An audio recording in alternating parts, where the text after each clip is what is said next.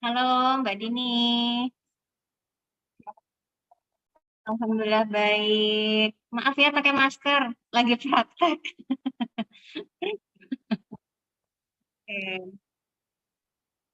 Saya prakteknya pertama di RSUD Demang, terus yang praktek kedua di RS Islam Ashifa, Yukum Jaya.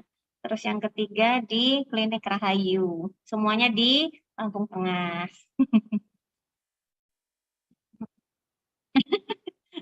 Iya,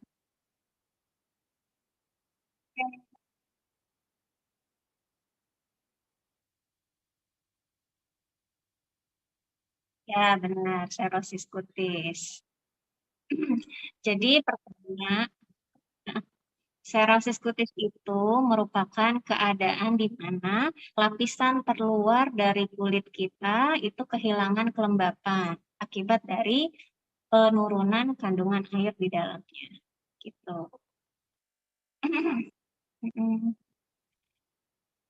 Terus, ya, penyebabnya itu pertama karena genetik. Jadi emang pada pasien yang biasanya mempunyai riwayat atopi ini suatu keadaan kecenderungan genetik yang berkembang menjadi hipersensitif terhadap pajanan bahan alergen tertentu. Nah, jadi orang yang mempunyai riwayat atopi, kulitnya akan cenderung kering. Karena apa? Karena dia orang yang kulit atopi ini kehilangan salah satu pelembab alami kulitnya, gitu. Makanya dia cenderung untuk kulitnya kering. Itu untuk yang pertama bawaan atau genetik. Ya, yang kedua karena faktor usia. Biasanya kulit kering terjadi pada orang-orang yang usianya lanjut, yaitu 60 tahun ke atas. Itu 75% keluhan utama dari lansia ini adalah kulit kering. Gitu. Nah, biasanya munculnya itu biasanya kulitnya akan kering dulu di bagian ekstremitas bawah. Bisa juga menyebar sampai hampir seluruh badan. Nah, ini lebih intens, biasanya dia ada gatal, intensnya biasanya gatalnya malam hari, terus setelah mandi air panas, kayak gitu. Itu untuk yang lansia. Gitu. Selanjutnya, karena penyakit penyerta. Penyakit penyertanya bisa, yang pertama tadi, atopi, dia menjadi dermatitis atopi. Nah, dermatitis atopi ini keadaan penyakit inflamasi yang kronis, ditandai dengan ruang merah yang gatal sekali. Biasanya ini dia mengenai daerah-daerah fleksural atau lipatan, pada bayi bisa di pipi. Nah, ini biasanya bersifat simetris atau kiri kanan ada. Itu adanya penyakit penyerta. Nah, karena ada penyakit penyerta ini, biasanya kulitnya juga cenderung kering. Bisa juga penyakit lain, psoriasis vulgaris, ditandai dengan bercak merah tebal dan bersisik tebal. Nah, ini juga cenderung kulitnya akan kering. Selanjutnya, pasien dengan hipotiroidisme, yaitu keadaan di mana kelenjar tiroidnya menghasilkan hormon tiroid yang kurang. Jadi karena hormon tiroidnya fungsinya menurun sehingga kulit kita juga cenderung kering karena fungsi-fungsi dari hormon tiroid ini salah satunya adalah bisa untuk melembabkan kulit seperti itu. Selanjutnya bisa juga dari penyakit sistemik, misalnya ada kencing manis, nah, terus ada gagal ginjal kronik, itu juga biasanya menyebabkan kulit menjadi kering. Terus selanjutnya karena kondisi lingkungan, misalnya dari suhu. Biasanya suhu pada orang-orang yang musim dingin itu cenderung kulitnya kering karena terjadi vasokonstriksi dari pembuluh darah kapiler sehingga nutrisi-nutrisi kulit, oksigen itu jadi berkurang, lama-lama kulit akan kering. Gitu. Selanjutnya bisa juga dari kelembapan udara. Nah, kelembaban udara yang kurang dari 10% itu akan menyebabkan kulit kering. Nah, kelembaban udara yang normal biasanya 65% seperti itu ya. Terus selanjutnya pajanan sinar matahari. Pajanan sinar matahari terutama ini karena radiasi sinar ultraviolet A dan B. Nah, jadi kita kalau misalnya sering terkena pajaran sinar matahari dari jam 10 sampai jam 4 sore, nah itu dia lama-lama akan terjadi penuaan kulit. Yang salah satu tandanya adalah kulit menjadi kering. Terus pemakaian AC, pemakaian pemanas pada orang-orang yang ada musim dingin biasa dia memakai pemanas sehingga kelembaban udaranya jadi berkurang dan kulit akan menjadi kering. Terus juga adanya bahan kimia misalnya pada sabun ya. Terus bisa juga karena deterjen atau obat-obatan ya. Obat-obatan misalnya anti darah tinggi atau anti hipertensi, ada anti androgen biasanya pada pil hormonal, terus obat anti kolesterol, anti epilepsi dan obat jerawat pun ada yang membuat kulit kering. Selanjutnya dengan kontak fisik, yaitu akibat gesekan atau gosokan. Misalnya terlalu berlebihan nih memakai spons atau pembersih kayak sabuk atau apa untuk mandi. Nah, itu kalau terlalu berlebihan juga akan menyebabkan kulit kita menjadi kering. Terus juga penggunaan air panas. Kalau mandi menggunakan air panas tentu akan menghilangkan lapisan lemak di kulit sehingga kulit akan menjadi kering. Ya, selanjutnya juga pemakaian handuk karena gosokan. Pemakaian handuk jangan terlalu keras menggosoknya, ya, karena itu juga akan menghilangkan lapisan lemak kita sehingga kulitnya menjadi kering. Seperti itu, Mbak Dini.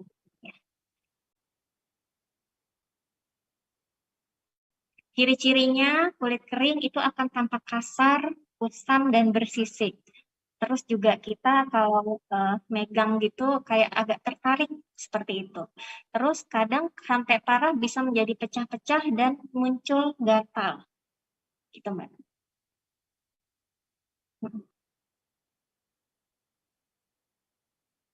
Ya, bisa terjadi di seluruh tubuh. Tapi biasanya yang paling sering ya di ekstremitas karena kan sering terpapar dengan mungkin matahari, terus juga udara, seperti itu.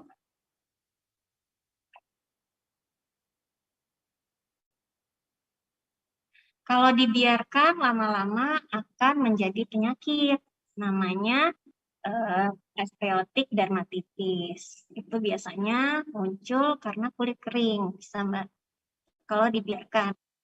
Jadi memang bagusnya jangan dibiarkan sampai seluruh tubuh muncul kulit keringnya.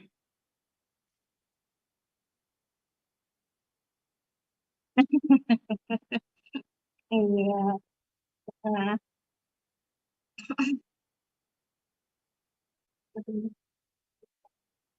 kalau sudah terlanjur, kita harus tahu cara pencegahan atau penanganannya dulu, ya.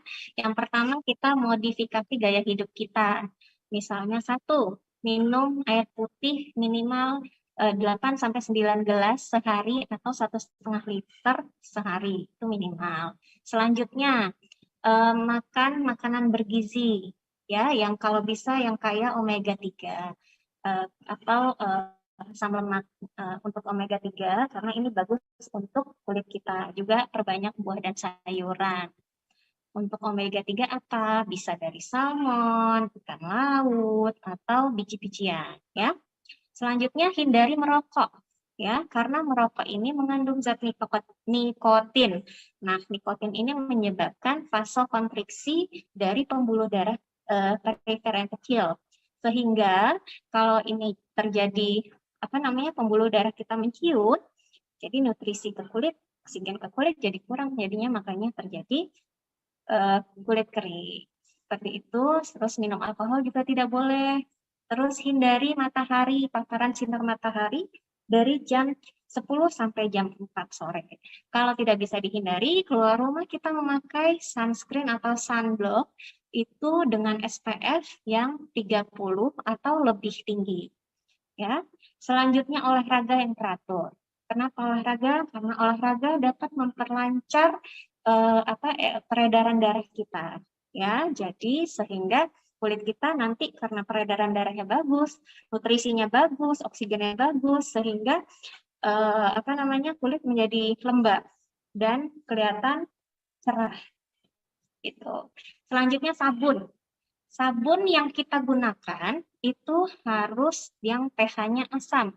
Kenapa asam? Karena kulit kita pH-nya asam, yaitu 4,5 sampai 5,5. Nah, kalau kita memakai sabun yang pH-nya basa atau alkali, maka lemak yang di kulit itu akan terkikis. Karena lemak kulit kan namanya asam lemak, ya, jadi asam. Kalau dikasih basa, dia akan terkikis sehingga kulit akan menjadi cenderung kering. Ya, selanjutnya kita menjaga kelembaban udara. Ya, jadi kalau misalnya kita lihat tuh di HP kan biasa ada ya untuk kelembaban udara berapa persen. Kalau sudah misalnya normal 45 sampai 60% ya sudah cukup, tidak perlu adanya air humidifier gitu ya. Kalau misalnya kurang dari itu baru kita memerlukan air humidifier atau alat untuk kelembaban udara ya. Terus hindari mandi yang terlalu lama. Ya, mandi itu cukup maksimal 10 menit sudah cukup, atau hindari berendam air panas untuk yang sudah kulit yang kering. Terus terakhir misalnya ada penyakit penyerta harus diobati. Misalnya tadi yang saya sebutkan semua itu kalau memang ada harus diobati semuanya ya. Itu untuk gaya hidup. Selanjutnya, setelah gaya hidup diperbaiki, kita memakai pelembab. Nah, pelembab ini untuk mencegah atau memperbaiki kulit kering. Pelembab ini sebenarnya dia ada 3 fungsi. Yang pertama, oklusif, emulsion, dan humectant. Kalau oklusif ini fungsinya untuk perbaikan sawar kulit. Nah, kalau emollient untuk melembutkan dan menghaluskan kulit, sedangkan humectant untuk mempertahankan air di dalam kulit. Jadi, kalau pada pasien dengan kulit kering, harus ada bagusnya 3 dari fungsi pelembab ini. Ada 3 unsur ini. Ya. Misalnya oklusif, kita bisa ada vaselin atau minyak mineral atau lanolin, itu harus ada kandungannya. Kemudian emolien bisa urea, gliserin, AHA, ya, atau hyaluronic acid. Selanjutnya, kalau humectant bisa dari turunan alkohol atau ester atau asam lemak. Seperti itu, Mbak Dini.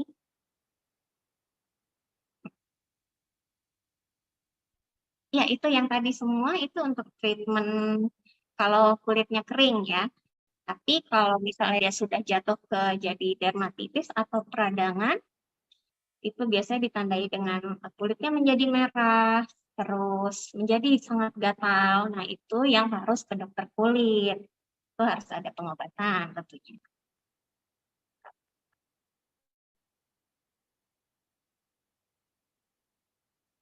Maksudnya treatment apa tuh?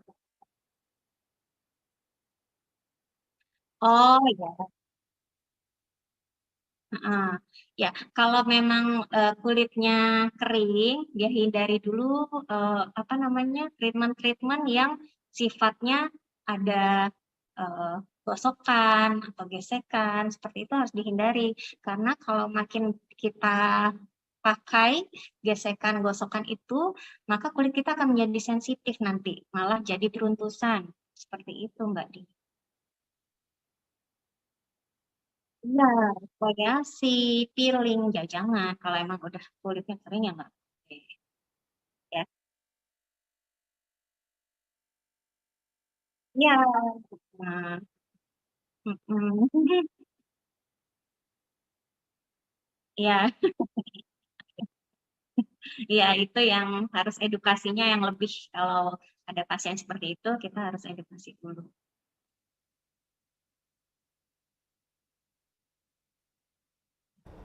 Kalau kulit kering pasti akan kelihatan kusam, Kak, karena tidak ada jadi kan, kalau dia lembab itu akan pantulan cahaya akan ada pantulan, gitu. Mm-mm.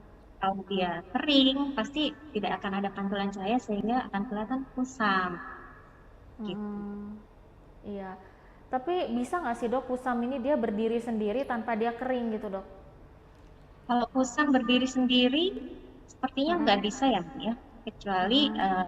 yang dimaksud adalah kulitnya gelap. Ya, kalau gelap kan Mm-mm. beda lagi. Hmm. Mm-mm. Kalau orang kita kadang bilang kulit gelap itu adalah kusam, padahal enggak. Mm-mm.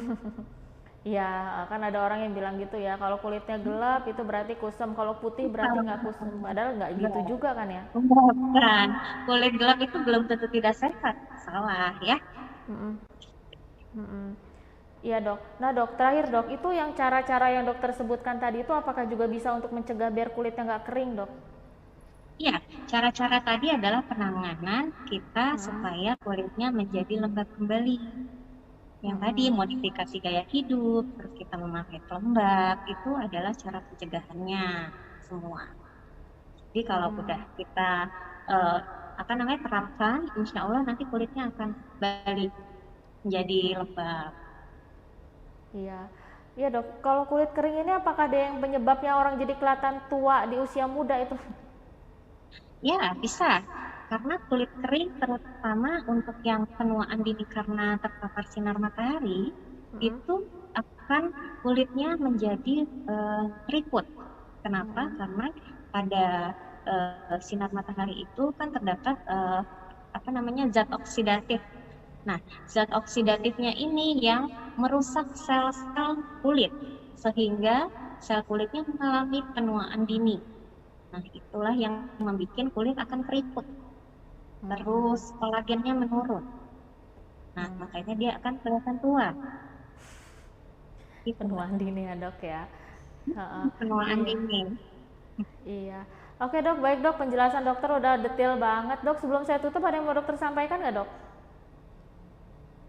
Kayaknya udah cukup ya.